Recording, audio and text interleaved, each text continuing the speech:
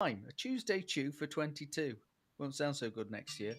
And it's cold, isn't it? I know it's warming up, but we've missed the last few because I've not been here. So, and my phone's beeping. Let me just shut that up. There we Well, go. let's be honest, Roy. One of the reasons why you think it's cold is because everything's relative. Because you've been in Florida, where it is significantly warmer than it is here in the UK. But never mind. So, good morning, everybody. Welcome to the Tuesday Chew. And today, what we're going to be talking about, Roy? We're going to be talking about grabbing market share when the market is shrinking. So, when the pie is like that big, and the pie is getting there, you've got a number of choices. What are the choices, Matthew? Well, you've got three choices, really, haven't you? You can stick your head in the sand and hope that all this goes away. And eventually, when you take your head out of the sand, if you've still got a business at all, it's likely to be a lot smaller. Alternatively, you can run around like a headless chicken and do that kind of fight or flight panic response thing where you do all the things that people do when they panic, like stop all non-discretionary spend. You know, the Oh, stuff, yes. the non-essential things like sales and marketing or training or anything that actually might help you to grab some market share, and at the same time panic at the front end as well and try to discount everything, so give away a load of margin in order to kind of do a little land grab on business. Or alternatively, you can take a more measured kind of wise owl approach. I mean, I'm looking for bird metaphors here. I've got a headless chicken, I've got an ostrich, and I've got a wise owl. I think those are the basic three approaches, really, aren't they? Well, let's have a bit of eagle in there, and let's be a predator. And I think Fair enough. we've got an opportunity to be a predator on people whose head are in the sand and their ass is in the air, and they can't see what's going on. Let's go and get some of their business. Well, have you ever seen an owl hunting? They're pretty good as well. But yeah, I'll take it. I'll definitely take it. I did not know. I did not know until recently that owls cannot fly when it's raining. Their feathers. It's something to do with their feathers, but they're absolutely silent when they swoop. But when it rains, they can't hunt. There you go. Fantastic. All right, maybe that's BA's excuse as well. Anyway, move on. Don't start me on BA. I posted something today. BA are down again for 4 hours. I'm just sounding a bit bitter and twisted. I'm not. I'm Get over not. it. Get over it. Move on. Move on. The sun will Yes, still rise tomorrow. Life is continuing. Keep going. yes, it is. So, we hear about market contraction. We hear about inflation, which is going to eat away at anything you've got now. And I guess inflation. There's also a conversation about how you increase your prices, which is hard. But I think what we want to do now is just talk about the pie. The market might be shrinking, Mm. and whatever share of the market we've got, if we ignore this, our share of the market is going to go down. It's okay if we're happy to accept that. But if we've got lights to keep on, and of course lights cost a lot more money. We've got the heating to keep on. We've got our buildings to keep going. Those prices are going up. Your people want more money, and naturally enough, because their costs are going up. We've got to go and do some grabbing of someone else's market. Mm. Um, where does that start, Matthew? Well, there's a couple of things, aren't there? I think we'll come on to it in a second. You just mentioned about putting prices up. I know that's not what we're going to talk about today, but if that's an area that anybody wants to focus on, and I would argue you probably should. Um, I did write an article about it and put it out on LinkedIn about a week, 10 days ago, something like that, where we talked about It, pricing it, it was a strategies. cracking article. It was about 19 minutes or something Yeah, it's quite read. detailed, but I've not sort of, it's not lightweight. There's quite a lot of good stuff in there. And if you are interested in looking at your pricing strategy, and I suggest that's not a bad thing to do at this time, go have a read of that article. If you fancy a deeper conversation about it, just give me a shout. Happy to have a conversation. Doesn't necessarily mean I think you're going to become a client, by the way. This is not one of those conversations, but I'll always have a cup of tea or a cup of coffee with somebody, even virtually, because that's how great relationships start, right? Anyway, sidebar. Let's move on to the main topic for today, which is, what does it even look like to try and maintain and even grow your market share in a declining market? How do you get a bigger slice of the pie, which you need even just to stand still? Well, I mean, the first thing you've got to look at is just go back to the basics and have a look at who even are your ideal clients. What is it that are their concerns at this time? Because you when you first did your ideal client profile, assuming you've done one, when you first did that and you looked at those ideal clients, the concerns they had back then probably are not necessarily the same concerns they've got right now. How are they facing into this recessionary market? What are the things that are going to be affecting their businesses? Do the problems that they have actually still, I suppose, match up with the sorts of services and products that you provide? What sorts of reasons why will they even want to do business with you? Look at your value proposition, revisit the basics, and start thinking about how you approach those conversations. How do you shore up those relationships? So start with the basics. That's the first thing. Roy, your thoughts around that? Yeah, and I guess there's a whole bunch of things that we can look at. I mean, we're looking at keeping our existing clients, Mm-hmm. expanding our existing clients, because if they're buying less of one service, are there other services that they can get involved with? Going to old clients, the people who have bought with us and for some reason have stopped, but they still loved us. What's going on there? How can we reignite a relationship? And then there's, how do we get new clients? And I think our approach is very much take a step back, look at the um, avatars you mentioned, the client profile for each of those. The people we wanna keep. Mm-hmm. What do they look like? And I think on the background, looking at why they bought from us in the first place, why they became a client of ours, and do more of that. And when we've defined the avatar or the client profile, the next step for us is to say, let's put some names. Now, here's the ideal picture. Let's stick some names in for what that ideal picture. For each ideal picture, who are the people that we want? Who are the people that are doing very well with our competitors who we need to start working with? And we need to start working with quickly, because sales cycles can take a while. And then once we know who, plan in detail the activities that we have to involve ourselves with daily, weekly, monthly, quarterly, in order to take a step to be more valuable to them, and just build that relationship. That makes sense? A It's lot of perfect. words there. And I guess pulling out a couple of things from what you just said there. I mean, one of the things that I was reminded of as you were talking there is the Sandler rule that people buy for their reasons, not for yours. And so I think a key thing, and you and I have seen it many, many times. Hell, I've probably run businesses where we've been guilty of this. Sometimes as businesses, we can be a bit delusional. And maybe not the people who are watching today, because you're probably a lot smarter than I was. But I guess it's just that sort of little bit of internally self-justifying narrative where we kind of believe that we already know why people do business with us, and that's not always true. So going back to the source and actually, I say, talking to customers, finding out why it is they even actually use us, and usually it comes back to they trust us, and they trust us to do certain things, and we've got to be worthy of that trust. And I suppose if the market's changing, we need to make sure that we're still relevant, because that relevance, that value is seen through the eye of the beholder. It's seen through the eye of the client, and indeed the prospective client. And then moving on, you kind of look at the next aspect of what you just said, which is another Sandler rule, which is quite simply manage your behaviors, not your results. Because ultimately, you might well say that my results, my intended results, my objectives, my goals, whatever you want to call them, here is not just to survive, but actually to thrive in a recessionary market. I think it's always true. Whenever you look at any recessions in the rear view mirror, you always think, well, there were a few people there who, despite it being a really difficult market, they had their best years ever. Why can't that be us?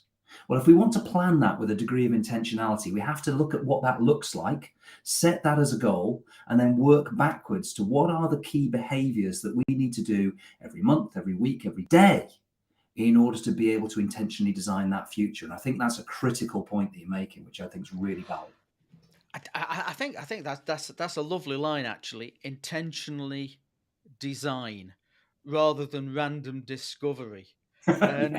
and and I think I think the intentional design is important. In some ways, you can think about we often talk about the sales funnel, which isn't really it's a strange shape, but if we turn that upside down and just start at what we expect at the top, coming out of the pipe, and what we have to do all the way down to the bottom to get this thing started. I think looking at it at the bottom and saying that's what we need. If our market share is 1 million, and we've got cost pressures, we've got inflationary pressures, and in order to mitigate that and actually have some extra growth for the business, allow us to invest in the future, we might need 1.3 million. What sort of existing clients, new clients, growth existing clients, do we need? What sort of numbers? And Mhm. then work back from that, because we know at the bottom of the funnel, or also where the funnel starts, how much we've got to put in there, and that's prospecting. Mm. Both. And we talk about the silver bullet of prospecting. People ask me, what's the silver bullet? No silver bullet. Sorry, it's a recipe. What's a silver bullet for a cake? There is no single item.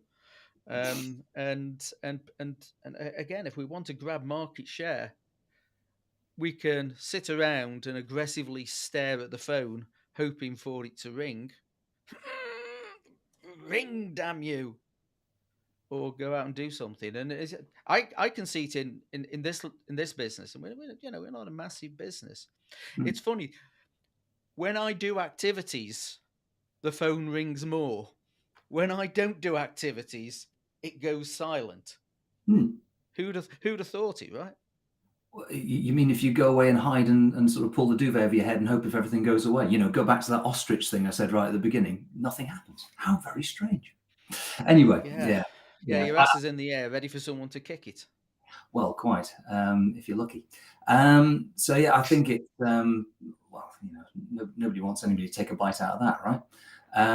So I think you're talking about here about looking at the activities, and we're focusing obviously at the real sharp end here on the sales bit, where we're talking to prospective clients, but that's not to underestimate the importance of the overall marketing mix, because you've got to generate a level of awareness, and I think taking a certain level of share of voice is really important here as well. So working with good marketeers, working with good strategists, but also recognizing that lead generation on its own is not going to land you business. Unless you're highly transactional, in which case a lot of what you do can be entirely digital. And if that's the case, you probably require fewer salespeople or more sort of customer success people than salespeople. But for those of us that are in the transformational sales business, the consultative sales business, the relationship based sales, where you actually have to build a real relationship of trust in order to actually move things forward, because this is about a marriage, not a wedding night. Well, then you're going to have to focus most of your really sharp end efforts on some very strong, replicable, consistent behaviors that actually you can hold your people accountable to. But more than that, you can actually celebrate successes and start capturing best practices. What are the key behaviors that you expect your sales team to do every single day? Do you know that? If you don't, then maybe that's something that needs to be reviewed sooner rather than later. And again, something that you just mentioned, I think is absolutely critical: capturing best practices and replicating them. And I'd like to dig into that one, Mm. because it's, and I could be wrong. it might be a generalization. If you're an organization with a group of people whose responsibility is to develop revenue for the organization, you could be involved in that group. Mm. What three, four, five things do you do consistently, all of you, in order to bring business? And if you put people in a room, separate rooms, and said, what are the five things here that you do as a company, that you do personally to grow your business, what are they? And then you drag them back in the room. I would guarantee that if there's more than one thing that they all do consistently, um, it would be, well, it'd be a real. I think a guarantee is wrong. It's rare when you find more than one thing is the same. And I Yes. can say that from as a bag carrying rep for many years. I can Yeah. say that, if you look at the teams I was in, if you did that with us, we would all have a different five things. Oh yeah, totally. I mean, certainly the sales teams that I've been involved with over the years, in any kind of B2B space, whenever they landed something and they were hugely successful, it was because they were a miracle worker, and it was all down to this non-replicable. It's all about my personality. They love me. Whereas, They of course, love when me. it went horribly wrong, when they did something bad, that was the market, that was external conditions. So there was nothing you could get a handle on. The critical thing here is to actually have a process and to be able to map back to, here are the steps that we go through consistently, clearly, everybody understands, so that actually when things go right, we know where it all went so right, which means we can do more of it, right? Or we can even improve it, because there might be areas where it's gone right, but you just think, well, actually, I could do that 0.5% better or 1% better or whatever. So you can start to leverage this idea of marginal gains, the compound interest that comes from doing the same things, but just tweaking it, just so we can keep fettling it, just so we can keep taking the rough edges off, so it can get better and better and better, even just by little tiny percentage points every single day, every single week, because the compound interest impact of that is enormous. But also, when things go wrong, you can see where they went wrong because we're following the steps, right? Now, when things do go wrong, when you've got steps to follow, either it's because somebody missed a step out, or it's because they completely balls to step up, which is great because that's brilliant. You know exactly where it went wrong. And when you give them feedback on it, it's objective feedback. It's not about them, it's about what they did. It's not you are a failure, it's you failed on that particular thing. How do I help you to get that better? It means it's That's the standard completely, rule. yeah. That's the rule, isn't it? Failure is not the opposite of success; it's on the road to success. And Absolutely. and and I think I have sat in numerous sales meetings, and the numerous sales meetings were, if we sold, I am a sales god. If we didn't sell, the prospect was an idiot, or the existing incumbent bought the job. I Mm. love that one. Oh, they bought the job. Yeah. If they're an incumbent, they don't buy the job. Oh, look at this. We've got a viewer here from Australia. Oh, really? Um, right, Tony. Very strange market. Some sectors like power distribution and transmission are booming with very little spare global capacity. Isn't that a nice place to be?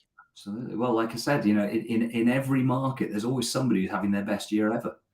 And like you Somebody's say, doing we're in a very, very, very very well. strange market, but you could argue that today's strange will be replaced by tomorrow's strange, which will be replaced by the day after's strange. And who can predict what the next strange even is? The thing is, you've got to just keep managing your behaviors and stick to doing the basics and doing them really well. I think, the best of the best are not better than you. They're just doing the basics more consistently.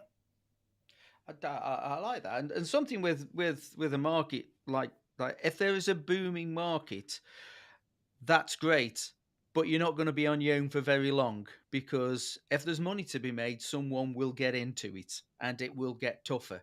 So you better get good now while times are good, rather than wait for it all to go to hell and then start doing something. And we've both seen this, things are going really, really well. Everyone's leaning back and going, this is awesome. We don't need to do anything. Then the market flips. Boom. Mm. You know, it's like PPE, isn't it?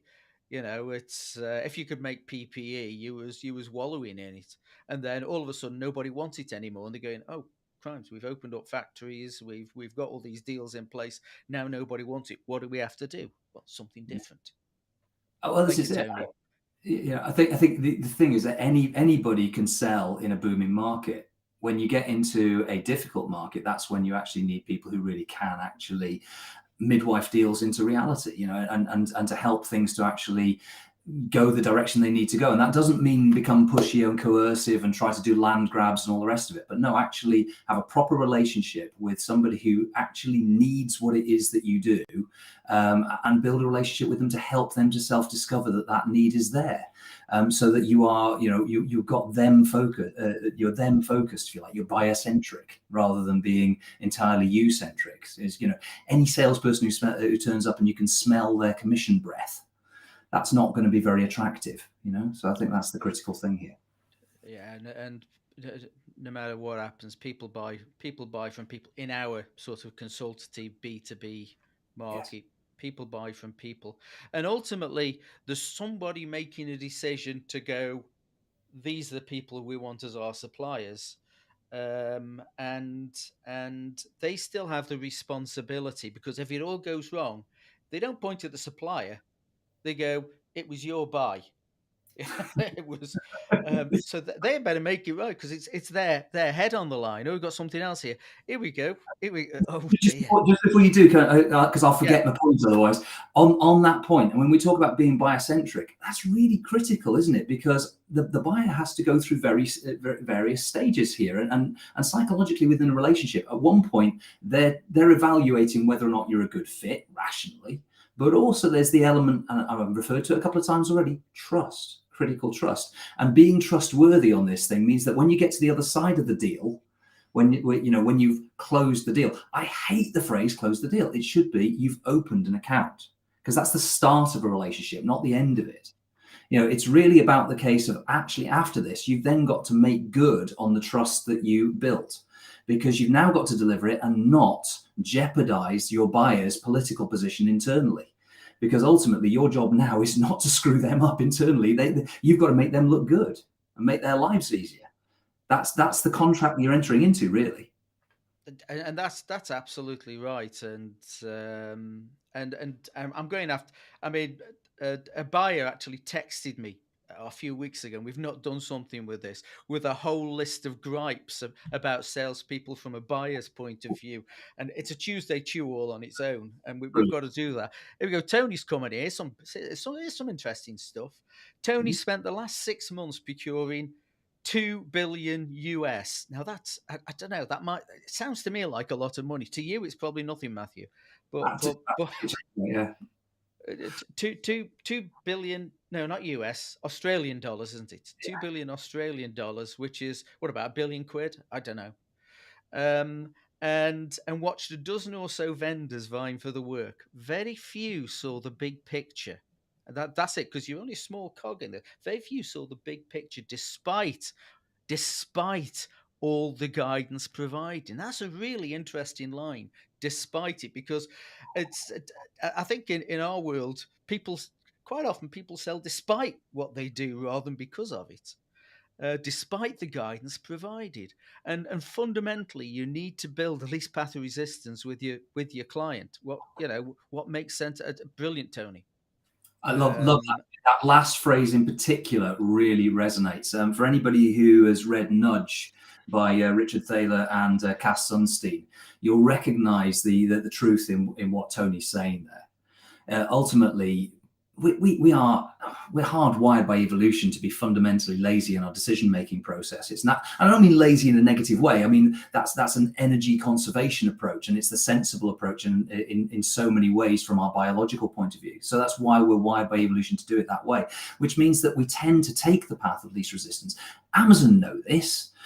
Website designers know this. You know, what are Amazon famous for? What really helped them steal market share? It's the single click checkout. You know, ultimately think in terms of the single click checkout in every interaction that you have.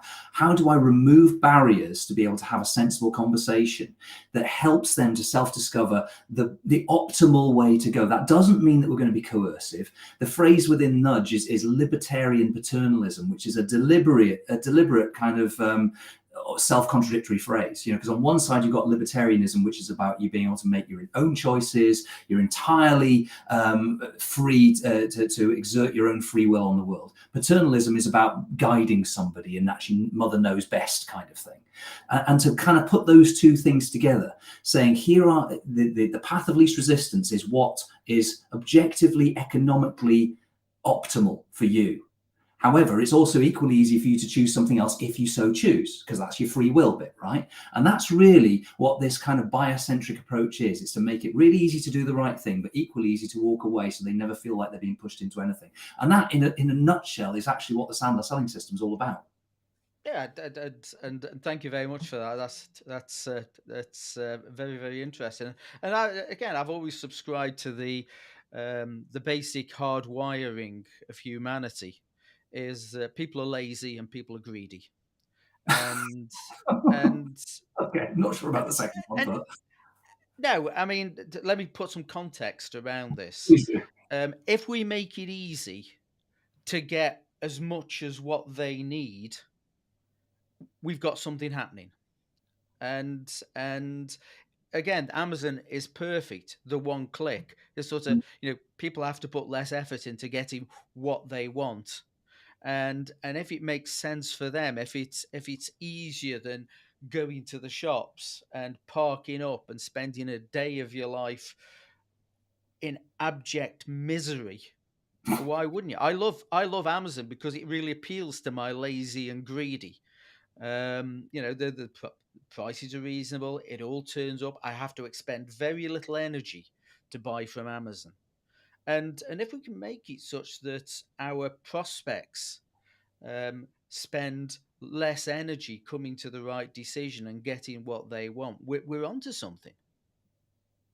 And Yeah. I'd say fundamentally, you need to build the least path of resistance with your client from Tony. Sort of covers that perfectly. Very good, which is not a bad place to be starting to get into our wrap up, because we are in the last 3 minutes here. So if any of what we've been talking about here has resonated at all, if you're looking at the oncoming economic environment, which is, let's be honest, uncertain, I think is probably a nice way of putting it. We are on a cliff edge right now. So that the market is shrinking. That there's going to be a lot of challenges. And if you're looking at how do I even get back to basics? How do I start to sharpen the saw? Maybe it's been a little while away. Maybe you haven't done that for a little while. And you're thinking, what should I even be focusing on right now?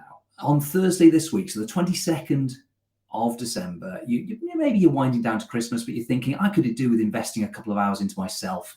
I'm doing a free Zoom session, 9 o'clock Thursday morning. It's going to be a no pressure thing. Basically, it's a workshop. It won't cost you anything other than your time.